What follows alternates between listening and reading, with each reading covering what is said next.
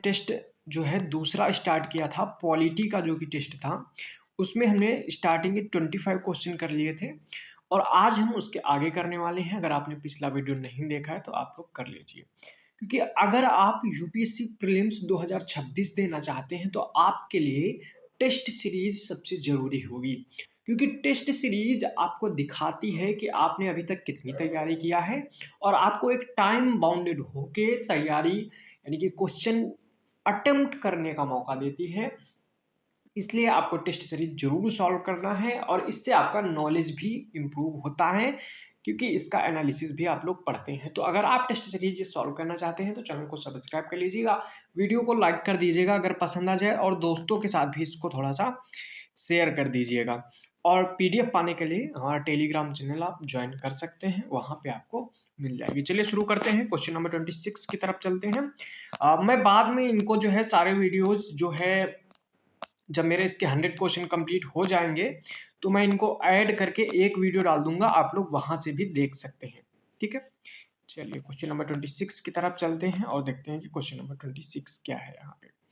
तो question number 26 आपके सामने है, यहाँ पे देख सकते हैं कि कृषि खाद्य प्रणाली जो है, कृषि खाद्य प्रणालियों को परिवर्तित करने और खाद्य सुरक्षा सुनिश्चित करने के लिए 10 वर्षीय रणनीति कंपाला घोषणा हाल ही में सुर्खियों में थी। इसे निम्नलिखित में से किस संगठन द्वारा जो है लॉन्च किया गया है, इसकी बात यहाँ पे की जा रही है। तो आपको बताना है कि जो कंपाला घोषणा है ये कौन से संगठन के द्वारा किया गया है। तब तक आप यहाँ पे याद रखेंगे, ऑप्शन है कि अफ्रीकी संघ, विश्व व्यापार संगठन WTO, और साथ में यहाँ पे खाद्य एवं कृषि संगठन है, अंतरराष्ट्रीय कृषि अनुसंधान हेतु परामर्श दात्री समूह की बात की गई है। तो आपको यहाँ पे बता देना है कि यहाँ पे किसकी बात की जा रही है। ठीक है, तो यहाँ पे आपको देखने को मिलेगा कि ये जो कंपाला घोषणा है, इसमें जो अफ्रीका है उसमें से हम लोग क्या करेंगे, खाद्य सुरक्षा कृषि प्रणालियों को परिवर्तित इस तरह से करेंगे कि खाद्य सुरक्षा बन जाए। इसी को हमने बोला है कंपाला घोषणा। ठीक है, तो कंपाला घोषणा के अंतर्गत ये किसने लॉन्च किया है, चलिए देखते हैं। तो ये जो अफ्रीकी संघ है इसने क्या किया कि बैठक होती है युगांडा के कंपाला में, और वहां पे जो है 2025 से 2035 यानी कि 10 साल के लिए ये घोषणा किया जाता है कि अपने खाद्य उत्पादन में हम क्या करेंगे, 35% की जो है वृद्धि करेंगे। इस तरह से इसको बात बनाई गई, तो आपको ये बात याद रखनी है। ठीक है, चलिए आगे बात करते हैं क्वेश्चन नंबर 27 की। क्वेश्चन नंबर 27 क्या है, कह रहा है राष्ट्रीय पशुधन मिशन के संदर्भ में निम्नलिखित कथनों पर विचार कीजिए। ठीक है, कह रहा है कि इसका उद्देश्य किसानों के लिए पशुधन बीमा सहित जोखिम प्रबंधन उपायों को बढ़ावा देना है। दूसरा कह रहा है इसका उद्देश्य ग्रामीण मुर्गी पालन और चारा उत्पादन के क्षेत्र में उद्यमशीलता को बढ़ावा देना है। तीसरा कह रहा है इसका कार्यान्वयन मत्स्य पशुपालन और डेयरी मंत्रालय द्वारा किया जा रहा है। कितने कथन सही हैं, केवल एक, केवल दो, सभी तीन और कोई नहीं। तो आपको मैं बताऊं कि जो राष्ट्रीय पशुधन मिशन है ना, इसको किसने शुरू किया है, तो ये कौन से मंत्रालय का है, तो मत्स्य पालन, पशुपालन और डेयरी मंत्रालय का है। ये तो बिल्कुल बात सही देखने को मिलेगी। इसके अंतर्गत हम क्या करेंगे, किसानों को पशुधन बीमा, जोखिम प्रबंधन आदि चीजों को देंगे, ये भी बात सही है। इसका उद्देश्य भी देखने को मिलेगा ग्रामीण मुर्गी पालन और चारा उत्पादन के क्षेत्र में उद्यमशीलता को बढ़ावा देना। तीनों कथन इसके सही हैं, तो सी ऑप्शन इसका सही हो जाएगा। अगर मैं बात करूं राष्ट्रीय पशुधन मिशन की, तो इसको कब शुरू किया गया था, तो इसको शुरू किया गया था 2014 और 15 में। ठीक है, तो आपको ये बात भी याद रखनी है। इसको 2021-22 में, क्योंकि वित्त वर्ष 2021-22 है, इसमें जो है पुनर्गठित इसको किया गया था। ठीक है, ये बात आपको याद रखनी है। चलिए क्वेश्चन नंबर 28 की तरफ चलते हैं, देखते हैं कि क्वेश्चन नंबर 28 क्या है। ठीक है, करा ग्राम न्यायालयों के संदर्भ में निम्नलिखित कथनों पर विचार कीजिए। आपको पता होगा कि आपने ग्राम न्यायालय के बारे में पढ़ा होगा। ठीक है, इसके लिए आपको देखने को मिलेगा कि जो ग्राम न्यायालय अधिनियम 2008 है उसके तहत ग्राम न्यायालय का गठन किया जाता है। तो तो पहला कथन इसका कह रहा है कि इसकी स्थापना संबंधित राज्य विधानमंडलों द्वारा अधिनियमित कानूनों के माध्यम से की गई है। तो आपको देखने को मिलेगा नहीं, इसका जो गठन किया गया है ये ग्राम न्यायालय अधिनियम 2008 के अंतर्गत किया गया है, किसी राज्य के तहत इसको नहीं किया गया। तो पहला कथन तो इसका गलत हो जाएगा। कह रहा है इसका पीठासीन अधिकारी अर्थात न्यायाधिकारी की नियुक्ति राज्य सरकार द्वारा उच्च न्यायालय के परामर्श से की जाती है। तो ये बिल्कुल सही बात आपको देखने को मिलेगी। जो ग्राम न्यायालय है इसका जो मजिस्ट्रेट होगा या फिर इसका जो न्यायाधिकारी होगा उसकी नियुक्ति राज्य सरकार करती है उच्च न्यायालय के परामर्श के माध्यम से। ठीक है।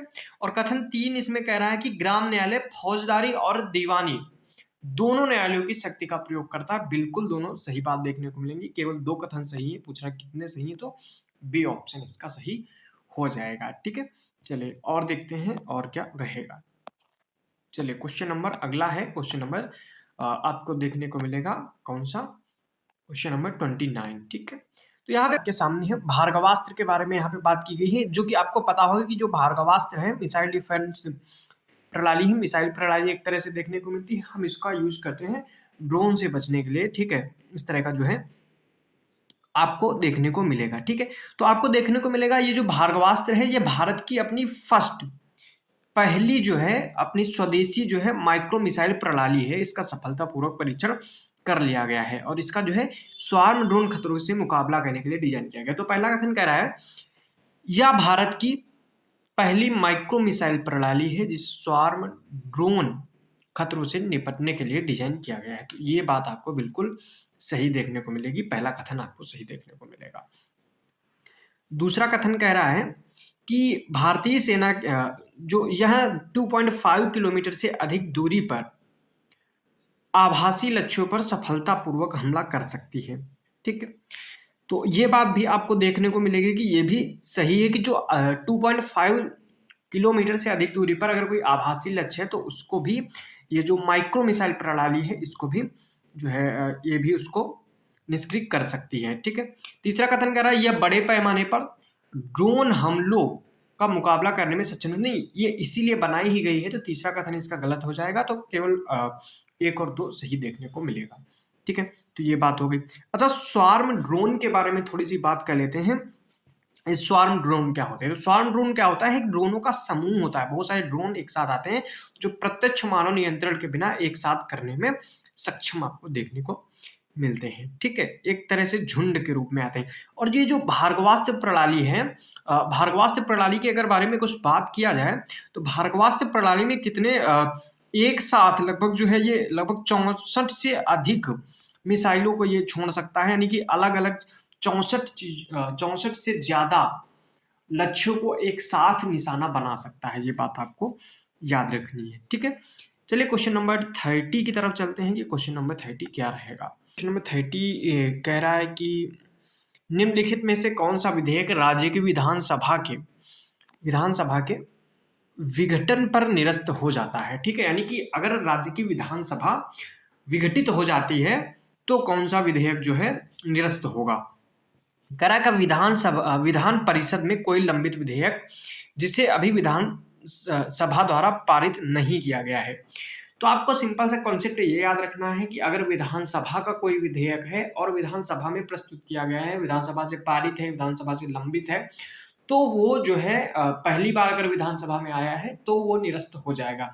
लेकिन अगर राज्यसभा में या फिर कह दो विधान परिषद में पारित हो गया है और लोग उसमें है तो उससे कोई मतलब नहीं देखने को मिलेगा। ठीक है, चलिए अगला देखते हैं। कह रहा है कि विधान परिषद में लंबित ऐसा विधेयक जिसे विधानसभा द्वारा पारित नहीं किया गया, तो विधान परिषद में ही इसका मतलब आया हुआ है, तो ये कहीं ना कहीं देखने को मिलेगा ये निरस्त नहीं होगा क्योंकि विधान परिषद में आया था और विधान परिषद में ही अभी लंबित है। विधानसभा जो है वो क्या होगा, ये निरस्त होगी, तो उसका इस पर कोई इम्पैक्ट नहीं पड़ेगा। ठीक है, अगला देखते हैं। अगला कथन कह रहा है विधानसभा में लंबित ऐसा विधेयक जो विधानसभा में ही उत्पन्न हुआ है। तो बिल्कुल विधानसभा में ही आया है, विधानसभा ने ही प्रस्तुत किया गया है और विधानसभा ही निरस्त हो गई, तो यह बिल्कुल निलंबित हो जाएगा। ठीक है, तो ये कथन भी आपको देखने को मिलेगा, ये कथन गलत है। अगला कह रहा है विधानमंडल द्वारा पारित ऐसा विधेयक जो राज्यपाल या राष्ट्रपति की स्वीकृति के लिए लंबित हो, ऐसा क्या ये निरस्त हो जाएगा? नहीं, ये निरस्त जो है नहीं देखने को मिलेगा।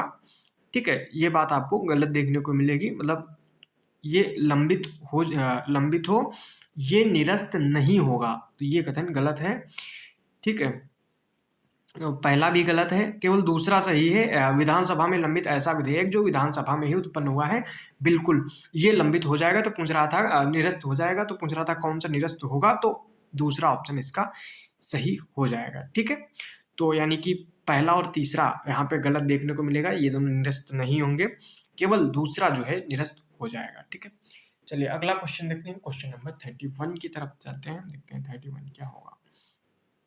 ठीक है, कह रहा प्रायः मीडिया में सुर्खियों में रहने वाला पुंज या फिर पंच भी आप बोल सकते हैं, पंच मिशन क्या है? ठीक है, कह रहा यह मिशन विशेष रूप से 3D में कोरोना और सौर पवनों के मापन के लिए प्रकाश के ध्रुवीकरण का उपयोग करने के लिए डिजाइन किया गया है। बी इसमें कह रहा है कि यह गुरुत्वाकर्षण तरंगों का पता लगाने और मापने के लिए एक योजनाबद्ध स्पेस प्रोब मिशन है। सी कह रहा है यह वैज्ञानिक परियोजना जिसे न्यूट्रिनो का अध्ययन और निरीक्षण करने के लिए डिजाइन किया गया है। डी कह रहा है इस मिशन का उद्देश्य मंगल ग्रह के आसपास के अंतरिक्ष के मौसम का अध्ययन करना है। तो जो पुंज मिशन है, ये पहली बात तो आपको याद रखना है, नासा का मिशन देखने को मिलेगा। ठीक है, जो अमेरिका की स्पेस एजेंसी है उसका मिशन देखने को मिलेगा। इसमें क्या किया जाएगा, जो सौर ऊर्जा प्रणाली है उनका परीक्षण किया जाएगा, यानी कि 3D में कोरोना और सौर पवनों के मापन के लिए इसमें जो पोलराइजेशन का यूज किया जाएगा, इस कंसेप्ट का यूज किया जाएगा। और जो कोरोना है, ठीक है, सन का जो कोरोना स्फीयर है, कोरोना वाला पार्ट है, उसका 3D मानचित्र जो है बनाया जाएगा। तो बिल्कुल इसका एक कथन सही होगा, क्योंकि इसमें पूछ रहा है कि क्या है, किससे रिलेटेड है, तो इसका ए ही ऑप्शन हो जाएगा। 32 देखते हैं। ठीक है, कह रहा भारत के राष्ट्रपति के संदर्भ में निम्नलिखित कथनों पर विचार करना है। ठीक है, कह रहा राष्ट्रपति के रूप में निर्वाचित होने के लिए उम्मीदवार के पास संसद के किसी भी सदन का सदस्य बनने की योग्यता होनी चाहिए। ठीक है, तो नहीं, संसद के किसी भी सदन की योग्यता नहीं होनी चाहिए, उसको लोकसभा के सदस्य बनने की योग्यता होनी चाहिए। तो पहला कथन इसका गलत हो जाएगा।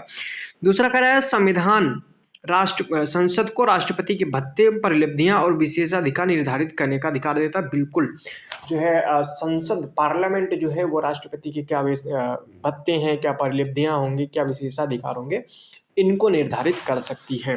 दूसरा कथन देखने को मिलेगा कि सही है, तो बी ऑप्शन इसका सही हो जाएगा, क्योंकि यहाँ पे सही ही पूछ रहा है। ठीक है, तो चलिए अगला देखते हैं, अगला नंबर कौन सा है, क्वेश्चन नंबर 33। ठीक है, कह रहा है राज्यसभा में सदस्यों के मनोनयन के संदर्भ में निम्नलिखित कथनों पर विचार कीजिए। यानी कि आपको पता होगा कि राज्यसभा में राष्ट्रपति के द्वारा 12 सदस्यों का मनोनयन ठीक है नॉमिनेशन किया जाता है, उसी के बारे में यहाँ पे क्वेश्चन पूछ रहा है। कह रहा सदस्यों को राज्यसभा के सभापति द्वारा सदन द्वारा प्रस्तुत सदस्यों की सूची में से नामित किया। नहीं, आपको देखने को मिलेगा कि ये सभापति नहीं करता है, यानी कि उपराष्ट्रपति नहीं करता है, राष्ट्रपति के द्वारा इनका जो है मनोनयन किया जाता है। तो पहला कथन देखने को मिलेगा गलत है। दूसरा कह रहा है यह प्रावधान संयुक्त राज्य अमेरिका के संविधान से लिया गया है। तो क्या ये प्रावधान संयुक्त राज्य अमेरिका के प्रावधान से लिया गया है? तो नहीं, आपको देखने को मिलेगा ये आयरिश जो आयरलैंड का संविधान था वहां से इसको लिया गया था। तो दूसरा कथन बिल्कुल गलत देखने को मिलेगा। कह रहा है कौन से सही है, ना तो 1 ना तो 2, डी ऑप्शन इसका सही होगा। ठीक है, चलिए अगला क्वेश्चन नंबर 34 की तरफ चलते हैं, देखते हैं क्वेश्चन नंबर 34 क्या है। भारत के प्रधानमंत्री की नियुक्ति और कार्यकाल के संदर्भ में निम्नलिखित कथनों पर विचार करना है। कह रहा है प्रधानमंत्री का कार्यकाल संवैधानिक रूप से 5 वर्ष निर्धारित किया गया है। क्या ये बात सही है? अगला कह रहा है राष्ट्रपति संवैधानिक रूप से लोकसभा में सबसे बड़े दल के नेता को प्रधानमंत्री नियुक्त करने के लिए बाध्य है। राज्यसभा का मनोनीत सदस्य प्रधानमंत्री नियुक्त होने का पात्र होता है। तो बिल्कुल यहाँ पे कह रहा है कितने कथन सत्य हैं ये बताना है। तो आपको मैं बता दूं कि प्रधानमंत्री का कार्यकाल जो है फिक्स नहीं किया गया है संविधान में। जब तक उसे बहुमत प्राप्त है तब तक ही वो प्रधानमंत्री रहता है। तो ये कथन तो बिल्कुल गलत देखने को मिलेगा। अगला अगर है, राष्ट्रपति संवैधानिक रूप से लोकसभा में सबसे बड़े दल के नेता को प्रधानमंत्री नियुक्त करने के लिए बाध्य नहीं है। ऐसा कुछ नहीं, बाध्यकारी नहीं है, विवेकाधिकार भी होते हैं कभी कभी। और ठीक है, जिसको बहुमत प्राप्त होगा उसे ही देखने को मिलेगा। तो दूसरा गलत है। राज्यसभा का मनोनीत सदस्य प्रधानमंत्री नियुक्त होने के बाद बिल्कुल आपको देखने को मिलेगा। जो हमारे प्रधानमंत्री मनमोहन सिंह जी थे वो कहीं ना कहीं पहले कभी राज्यसभा से देखने को मिलेंगे। ठीक है, तो ये बिल्कुल केवल एक कथन सही है। क्वेश्चन नंबर 35 की तरफ चलते हैं। राज्य मंत्री परिषद के संदर्भ में यहाँ पे कथनों की बात की गई है कि बताना है कि कौन से कथन जो है, एक मिनट, क्वेश्चन पूरा सही है, इसके बारे में बात की जा रही है। ठीक है, चलिए देखते हैं। पहला कथन कर रहा है, संविधान में राज्यसभा के मंत्रियों की संख्या और उनका पदानुक्रमिक संरचना को स्पष्ट रूप से परिभाषित किया गया है।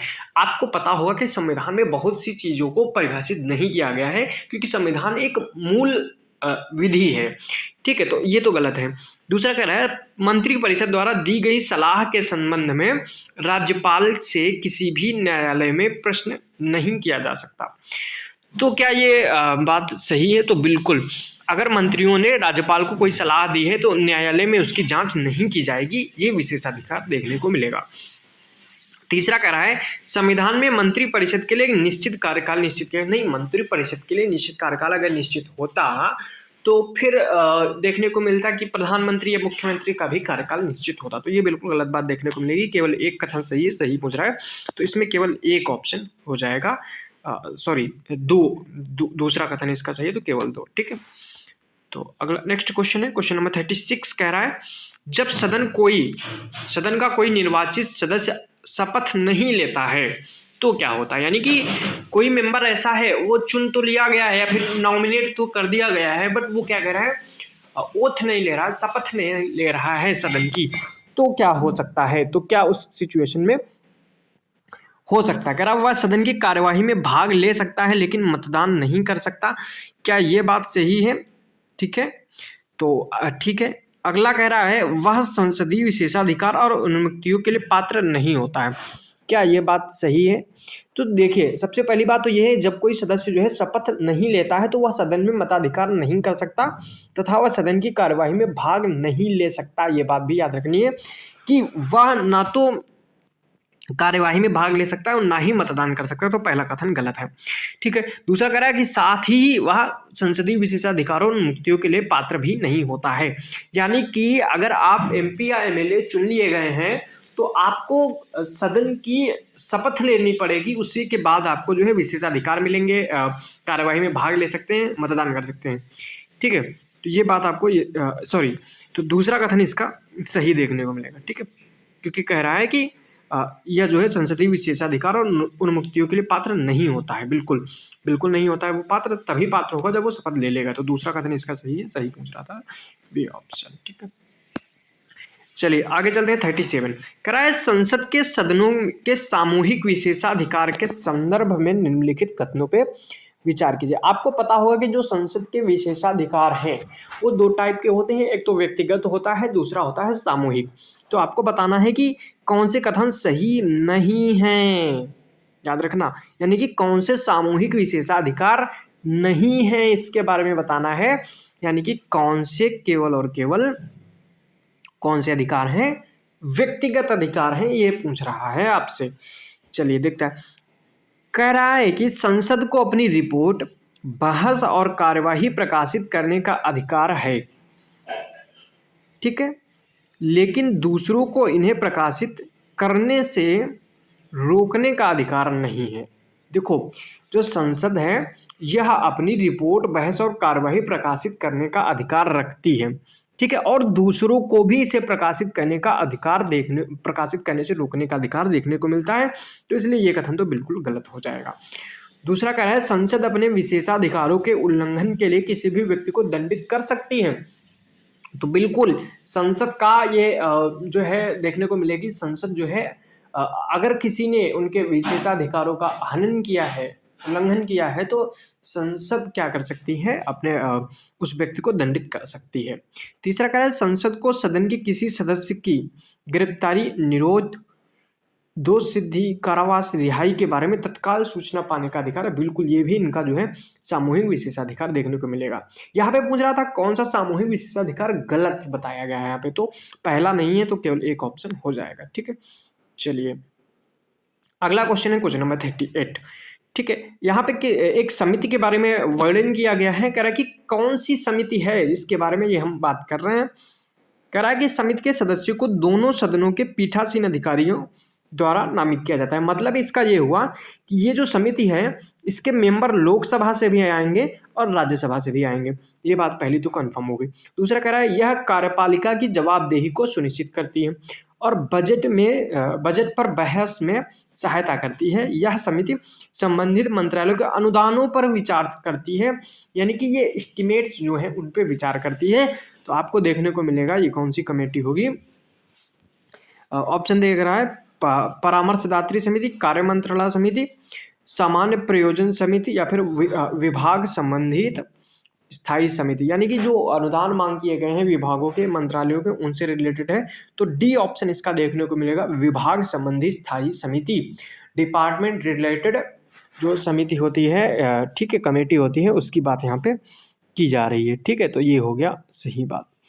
चलिए अगला क्वेश्चन देखते हैं, क्वेश्चन नंबर 39 की तरफ चलते हैं। देखते हैं क्वेश्चन नंबर 39 क्या है। तो यहाँ पे जो राष्ट्रपति हैं उनके निर्वाचन के बारे में बात की गई है। कह रहा भारत के राष्ट्रपति के निर्वाचन की प्रक्रिया के संदर्भ में निम्नलिखित कथनों पर विचार कीजिए, कौन से कथन सही हैं। कह रहा राष्ट्रपति के निर्वाचन में गुप्त मतदान प्रणाली के माध्यम से मतदान के, तो बिल्कुल गुप्त मतदान प्रणाली का यूज हम लोग हर जगह करते हैं, सिवाय एक जगह जो राज्यसभा के मेंबर है उनका जो चुनाव होता है वो गुप्त मतदान प्रणाली से नहीं होता है, इतना याद रखना है। ठीक है, तो पहला ऑप्शन तो सही है। दूसरा कह रहा है राष्ट्रपति का निर्वाचन फर्स्ट पास्ट द पोस्ट प्रणाली के तहत साधारण बहुमत नहीं, राष्ट्रपति का जो निर्वाचन होता है वो first past the post system के आधार पे नहीं होता है। आपको पता होगा कि इनका जो अलग होता है, एक आनुपातिक प्रतिनिधित्व प्रणाली के अनुसार जो है किया जाता है, एकल समूह मत के माध्यम से। तो पहला तो कथन दूसरा गलत है। राष्ट्रपति के चुनाव में नोटा का विकल्प उपलब्ध नहीं, बिल्कुल यहाँ पे नोटा का विकल्प नहीं होता, क्योंकि यहाँ पे आपको प्रेफरेंसेस भरनी होती हैं कि कौन से व्यक्ति को किस कैंडिडेट को आप कौन सा प्रेफरेंस देते हैं राष्ट्रपति के लिए। ठीक है, तो पहला और तीसरा सही है, तो 1 और 3 ए ऑप्शन इसका सही हो जाएगा। चलिए क्वेश्चन नंबर 40 देखते हैं। 40 नंबर, भारत के उच्चतम न्यायालय के संदर्भ में निम्नलिखित कथनों पर विचार कीजिए, कौन से कथन सही हैं। पहला कह रहा है किसी भी संविधान के प्रारंभ से पहले की किसी संधि से उत्पन्न किसी भी विवाद पर उच्चतम न्यायालय की सलाह राष्ट्रपति के लिए बाध्यकारी होती है। ठीक है, दूसरा कह रहा है राष्ट्रपति किसी विधि संबंधी प्रश्न या सार्वजनिक महत्व के तथ्य से संबंधित मामलों को न्यायालय को सौंपता है तो न्यायालय के लिए राष्ट्रपति को अपनी राय देना अनिवार्य होगा। तो दो चीजें समझिए, एक तो है कि राष्ट्रपति ने क्वेश्चन पूछा सुप्रीम कोर्ट से, तो दो तरह की चीजें हो सकती है, एक तो संविधान निर्माण से पहले की बात और एक संविधान निर्माण के बाद की बात। ठीक है, अगर संविधान निर्माण के पहले की बात है तो बाध्यकारी है सुप्रीम कोर्ट को कि उसको अपना परामर्श देना पड़ेगा, लेकिन अगर बाद की बात है कोई कानून है तो उसमें फिर सुप्रीम कोर्ट बाध्य नहीं है अपने परामर्श देने के लिए। ठीक है, ये बात हो गई। और राष्ट्रपति के लिए कोई भी सलाह आपको देखने को मिलेगी बाध्यकारी देखने को मिलता है, बाध्यकारी नहीं है। ठीक है, तो आपको पता होगा कि ये जो राष्ट्रपति सलाह लेता है सुप्रीम कोर्ट से, ये आर्टिकल 143 के अंदर लिया जाता है। ठीक है, तो पहला कथन कह रहा है किसी भी संविधान के प्रारंभ से पहले कि किसी संधि से उत्पन्न किसी भी विवाद पर उच्चतम न्यायालय की सलाह राष्ट्रपति की नहीं, राष्ट्रपति के लिए बाध्यकारी नहीं है, आपको देखने को मिलेगा, लेकिन सुप्रीम कोर्ट के लिए बाध्यकारी है कि उन्हें उस पर अपना परामर्श देना होगा। ठीक है, दूसरा कथन कह रहा है यदि राष्ट्रपति किसी विधि संबंधी प्रश्न या सार्वजनिक महत्व के तथ्य से संबंधित मामले को न्यायालय को सौंपता है तो न्यायालय के लिए राष्ट्रपति की अपनी सहमति राय जो है अनिवार्य नहीं, ये सिर्फ और सर तब होगा जब संविधान निर्माण से पूर्व की किसी बात होगी, बाद वाले में नहीं होगा। तो दोनों कथन इसके गलत हैं, तो डी ऑप्शन इसका सही आंसर हो जाएगा। ठीक है, चलिए आगे देखते हैं। क्वेश्चन नंबर 41 की तरफ चलते हैं। कह रहा है कि राज्य विधानसभा के सदस्य निम्नलिखित में से किसके चुनाव में भाग लेते हैं? यानी कि राज्य विधानसभा है, यानी कि विधानसभा जो है उसके जो मेंबर्स हैं, यानी कि हमारे जो विधायक हैं, वो किसके किसके चुनाव में भाग लेते हैं? विधान परिषद के सदस्यों में बिल्कुल आपको देखने को मिलेगा, विधान परिषद के सदस्यों में भाग लेते हैं, क्योंकि 1/3 विधान परिषद है उसके 1/3 मेंबर इन्हीं विधानसभा के सदस्यों के द्वारा इनका चुनाव होता है। ठीक है, अगला कह रहा है राज्यसभा के सदस्यों में, बिल्कुल राज्यसभा के सदस्यों में भी इनका लिया जाता है। भारत के राष्ट्रपति, बिल्कुल राष्ट्रपति में, भारत के उपराष्ट्रपति में नहीं होता है इनका कोई भी हिस्सा। भारत के उपराष्ट्रपति में लोकसभा और राज्यसभा के मेंबर ही पार्टिसिपेट करते हैं, तो चौथा इसमें गलत हो जाएगा। 1, 2 और 3 सही है, तो सी ऑप्शन इसका सही हो जाएगा। चलिए अगले आगे देखते हैं। क्वेश्चन नंबर 42 क्या होगा क्वेश्चन? तो आप लोग अगर इसकी पीडीएफ चाहते हैं तो टेलीग्राम चैनल ज्वाइन कर लेना, आपको चैनल पे मिल जाएगा उसकी लिंक, या फिर डिस्क्रिप्शन बॉक्स में आपको मिल जाएगी। ठीक है, चलिए क्वेश्चन नंबर 42 देखते हैं। करा कि भारत सरकार की ओर से किए जाने वाले सभी कानूनी रूप से अधिकृत भुगतान भारत के लोक लेखा से किए जाते हैं। क्या ये बात सही है? चलिए आगे देखते हैं। ठीक है, अगला कह रहा है कि भारत के लोक लेखा के भुगतान संसदीय विनियोग के बिना भी किया जा सकता है। ठीक है, आगे कह रहा है भारत की आकस्मिक निधि भारत के राष्ट्रपति की ओर से भारत सरकार के वित्त सचिव द्वारा धारित किया जाता है। कौन से कथन सही है? ठीक है, तो आपको पता होगा कि 3 तरह की निधियां देखने को मिलेंगी। आर्टिकल 366 में आपको देखने को मिलेगा। ठीक है, तो कई तरह की निधियां आपको यहाँ पे 266 में आपको 266 में 2 तरह की देखने को मिलेंगी, संचित निधि और लोकलेखा निधि। ठीक है, और 267 में आपको देखने को मिलेगी आकस्मिक निधि। ठीक है, ठीक है, तो संचित निधि क्या होती है? जो भी सरकार के पैसे हैं वो, और लोकलेखा जो निधि है उसमें कौन से सरकार जैसे कि किसी योजना के तहत पैसे जमा करवा रही है, सुकन्या योजना है, इनके तहत जो भी भविष्य निधि है इनमें जो पैसे जमा होते हैं वो लोग लोकलेखा में पब्लिक अकाउंट में आते हैं, जिनको सरकार वापस करना होता है। ठीक है, और आकस्मिक निधि इमरजेंसी फंड होता है, ये देखने को मिलेगा। तो पहला जो कथन है ये आपको देखने को मिलेगा गलत है। ठीक है, जो भारत सरकार के जो कानूनी रूप से अधिकृत भुगतान है उनको हम लोग संचित निधि के माध्यम से करते हैं, ना कि जो है लोकलेखा से। ठीक है, दूसरा कथन कह रहा है कि भारत के लोकलेखा के भुगतान संसदीय विनियोग के बिना भी किया जा सकता है। ठीक है, तो आपको पहले मैं बता दूं ये लोक लेखा होता क्या है। भारत सरकार द्वारा या उसकी ओर से प्राप्त अन्य सभी धन जो भी संचित निधि को छोड़ के भारत के लोक लेखा में जमा होता है। जैसे भविष्य निधि हो गया, न्यायिक जमा हो गया, बचत बैंक जमा हो गया, विभागीय जमा हो गया, विप्रेषण हो गया, ये सारे के सारे लोक लेखा में जमा होता है। ठीक है, इसको कार्यपालिका द्वारा संचालित किया जाता है और इसके भुगतान के लिए संसदीय विनियोग के बिना इसको किया जा सकता है। ये जो भुगतान है ज्यादातर बैंकिंग लेन देन की प्रकृति के होते हैं। तो दूसरा कथन तो बिल्कुल आपको सही देखने को मिलेगा। तीसरा कथन कह रहा है भारत की आकस्मिक निधि भारत के राष्ट्रपति की ओर से भारत सरकार के वित्त सचिव द्वारा धारित किया जाता है, ये भी बिल्कुल बात सही देखने को मिलेगा। दूसरा और तीसरा सही कथन है यहाँ पे। ठीक है, तो यहाँ पे चलिए देखते हैं क्वेश्चन नंबर 43 की तरफ चलते हैं। ठीक है, डीप सीक जो है, डीप सीक के बारे में आपने सुना होगा, न्यूज में था। डीप सीक है क्या? तो आपको देखने को मिलेगा भारत का कृत्रिम बुद्धिमत्ता आधारित भाषा अनुवाद प्लेटफॉर्म नहीं, ये तो भाषिणी आपको देखने को मिलेगा। ठीक है, चीन स्थित स्टार्टअप द्वारा विकसित किए गए एआई चैटबॉट कंप्यूटर प्रोग्राम के जो उपयोगकर्ता के साथ मानव शैली की बातचीत का अनुकरण करता है। बिल्कुल आपको डीप सीक देखने को मिलेगा। ये किसका एआई चैटबॉट है? तो ये आपको चाइना का एआई चैटबॉट देखने को मिलता है। ठीक है, अगला क्वेश्चन है क्वेश्चन नंबर 44 की तरफ चलते हैं। कर व्यापार सक्षमता और विपणन, जिसे हम लोग टीम, ठीक है, भारत सरकार की एक पहल है जिसे निम्नलिखित में से किस क्षेत्र की मदद के लिए अभिकल्पित किया गया है? तो ये आपको देखने को मिलेगा जो एमएसएमई सेक्टर है उसमें जो है इसको शुरू किया गया है। इसका मंत्रालय आपको देखने को मिलेगा सूक्ष्म लघु और मध्यम उद्यम मंत्रालय, एमएसएमई मंत्रालय जिसको हम बोलते हैं वो है। ठीक है, ये आपको देखने को मिलेगा जो open network for digital commerce है, ओएनडीसी का आपने नाम सुना होगा, उसके साथ साझेदारी किया गया है। और एमएसएमई व्यापार सक्षमता और विपणन को पहल शुरू की गई है। कौन कौन? तो एमएसएमई जो मिनिस्ट्री है एमएसएमई की वो, और साथ में ओएनडीसी, ठीक है, इसके साथ जो है दोनों मिलके इसका काम कर रहे हैं। ठीक है, इसमें जो है लघु वित्त मध्यम उद्यम है, इनको कहा जाएगा कि आप ओएनडीसी पे बेचिए, अपने प्रोडक्ट को ओएनडीसी के साथ जोड़िए, उन पे बेचिए आप। ठीक है, ऐसी बातें देखने को मिलेंगी, टेक्नोलॉजी भी इसमें इम्प्रूवमेंट होगा।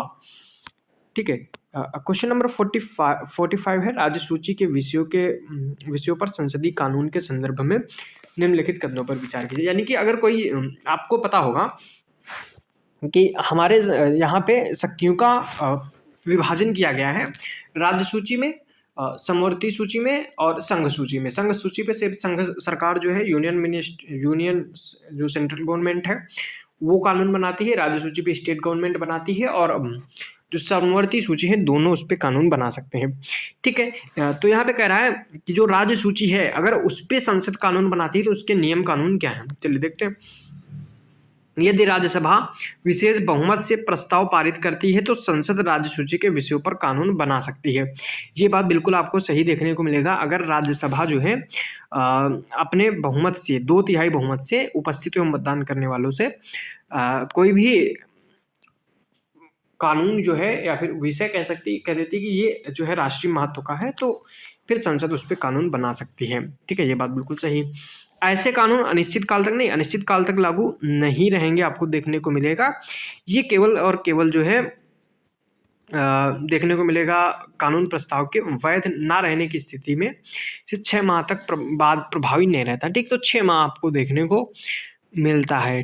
ठीक है, ये बात आपको याद रखनी है। सॉरी, इसको जो है 6 माह तक नहीं, 1 वर्ष 1 ईयर प्लस 6 ये देखने को मिलेगा आपको, यानी कि 1 साल तक ये रहेगा। अगर आपको फिर भी आगे बढ़ाना है तो आपको बार बार जो है इसको रिन्यू करना पड़ेगा, तो ये गलत कथन देखने को मिलेगा। अगर एक बार संसद द्वारा ऐसा कानून अधिनियमित कर दिए जाने पर राज्य विधानमंडलों की उस विषय पर कानून बनाने की शक्ति नहीं है। ऐसा नहीं है, राज्य विधानमंडल उस पर कानून बना सकता है, ऐसा कुछ नहीं। तो केवल एक ऑप्शन इसका सही देखने को मिलेगा, ए ऑप्शन इसका सही हो जाएगा। ठीक है, 46 नंबर क्वेश्चन देखते हैं। कह रहा है कि उपयुक्त में से कितने सेवा मतदाता जो डाक मतपत्र या प्रॉक्सी वोटिंग के से अपना मतदान करने के लिए पात्र है। तो अनिवासी भारतीय के पास ऐसा नहीं है, बाकी सशस्त्र बलों के पास, विदेश में नियुक्त राजनयिकों के पास ये दोनों देखने को आपको देखने को मिलेंगे। तो केवल तो इसका ऑप्शन सही हो जाएगा बी। ठीक है, चलिए 47 की तरफ चलते हैं कि क्वेश्चन नंबर 47 क्या है। ठीक है, कह रहा है न्यायपालिका को स्वतंत्रता प्रदान करने के लिए संविधान द्वारा उच्चतम न्यायालय और उच्च न्यायालय के न्यायाधीशों को पद से हटाना अत्यंत कठिन बना दिया गया है। इस संदर्भ में निम्नलिखित में से कौन सा कथन सही है। ठीक है, कह रहा उच्च न्यायालय के मुख्य न्यायाधीश को केवल सिद्ध कदाचार या अक्षमता के आधार पर ही हटाया जा सकता है। तो बिल्कुल सही बात है। न्यायाधीश के विरुद्ध आरोपों वाले प्रस्ताव को संसद के दोनों सदनों में विशेष बहुमत से अनुमोदित किया जाना चाहिए। बिल्कुल सही बात है। अभी तक किसी भी न्यायालय के न्यायाधीश को नहीं हटाया गया। बिल्कुल सही बात, तीनों कथन सही देखने को मिलेंगे। तो आपको ये टॉपिक याद रखना है, इंपॉर्टेंट टॉपिक रहेगा। आगे है 48 नंबर क्वेश्चन। स्थानीय सरकार की केंद्रीय परिषद central council for local government के संदर्भ में निम्नलिखित कथनों पर विचार कीजिए। कह रहा है कि इसका गठन भारत के राष्ट्रपति के आदेश द्वारा भारतीय संविधान के अनुच्छेद 263 के तहत किया गया था। अपने गठन के बाद यह केवल शहरी स्थानीय शासन के मामलों का निपटारा कर रही है। तीसरा कह रहा है केंद्रीय शहरी विकास मंत्री इस परिषद के अध्यक्ष के रूप में कार्य करते हैं। कौन से कथन सही नहीं है ये बताना है। ठीक है, चलिए देखते हैं। तो पहला कथन यहाँ पे ये कह रहा है कि इसका गठन भारत के राष्ट्रपति के आदेश द्वारा भारतीय संविधान के अनुच्छेद 263 के तहत किया गया। बिल्कुल ये भी बात आपको सही देखने को मिलती है। कह रहा है अपने गठन के बाद यह केवल शहरी स्थानीय शासन के मामलों में निपटारा नहीं, 1958 तक ये क्या कर रही थी, शहरी और ग्रामीण दोनों में देख रही थी, लेकिन 1958 के बाद ही केवल शहरी में। तो दूसरा कथन गलत देखने को मिलेगा, पहले दोनों का काम देखती थी।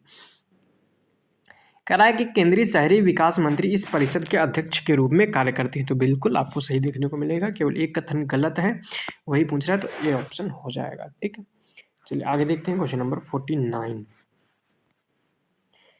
कह रहा है संविधान के तहत पंचायतों के विघटन के संदर्भ में निम्नलिखित कथनों पर विचार कीजिए। कह रहा है, अब भारत के संविधान के तहत पंचायतों का विघटन का आधार निर्दिष्ट नहीं किया गया। बिल्कुल संविधान में इसको निर्दिष्ट नहीं किया गया है। ठीक है, इसको जो है राज्य जो है अपने अलग अलग कानून से बनाते हैं। किसी पंचायत की अवधि की समाप्ति से पूर्व उसके विघटन पर गठित नई पंचायत केवल शेष अवधि के लिए बनी रहती है। बिल्कुल दोनों बात सही देखने को मिलेंगी, ये बात आपको याद रखना है। ठीक है, चलिए 50 नंबर देखते हैं। कह रहा है जिला न्यायालयों की जिला न्यायाधीशों की नियुक्ति के लिए निम्नलिखित में से कौन सी योग्यताएं आवश्यक है। कह रहा है कि वह पहले से ही केंद्र या राज्य सरकार की किसी सेवारत कार्य में सेवारत नहीं होना चाहिए। बिल्कुल सही बात है जी। ठीक है, अगला कह रहा है कि उसे 5 वर्ष तक वकील या अधिवक्ता के रूप में अनुभव होना चाहिए। नहीं, कम से कम 7 वर्ष आपको याद रखना है, यहाँ पे 5 नहीं होगा 7 होगा। ठीक है, तो ये कथन गलत देखने को मिलेगा। उसकी नियुक्ति के लिए उच्च न्यायालय द्वारा अनुशंसा की जानी चाहिए। बिल्कुल 1 और 3 सही है, तो बी ऑप्शन इसका हो जाएगा। तो इनके अगर आपको सॉल्यूशन पढ़ने हैं, एक्सप्लेनेशन पढ़ने हैं डिटेल में, तो आप लोग जो है टेलीग्राम चैनल ज्वाइन कर लीजिए। मैं वहाँ पे इसको जो है जब ये टेस्ट कंप्लीट हो जाएगा, 100 क्वेश्चन हो जाएंगे, तो मैं इसका जो है PDF एक्सप्लेनेशन का आपको अपलोड करके दे दूंगा, वहाँ से आप इसको कर सकते हैं। ठीक है, तो आशा करता हूँ कि ये टेस्ट आपने सॉल्व किया होगा और आपको पसंद भी आया होगा ये वीडियो। तो मिलते हैं फिर नेक्स्ट वीडियो के साथ। अब तक के लिए चैनल के साथ जो है आप लोग बने रहिएगा और वीडियो को दोस्तों के साथ भी शेयर कर दीजिएगा। ठीक है, चैनल को सब्सक्राइब कर लीजिएगा। मिलते हैं नेक्स्ट वीडियो के साथ, अब तक के लिए वंदे मातरम।